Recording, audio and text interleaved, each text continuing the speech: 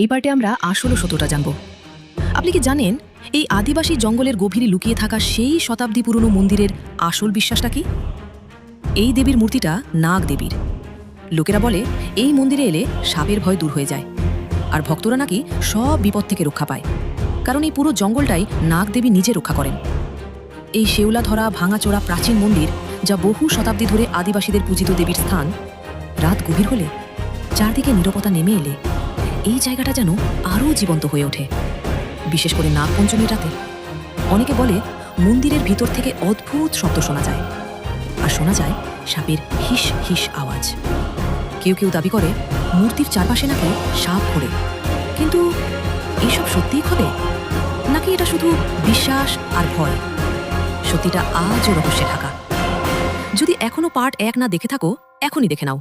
আর এমন রহস্যময় ভিডিও পেতে সাবস্ক্রাইব করো A to Z vlog diary.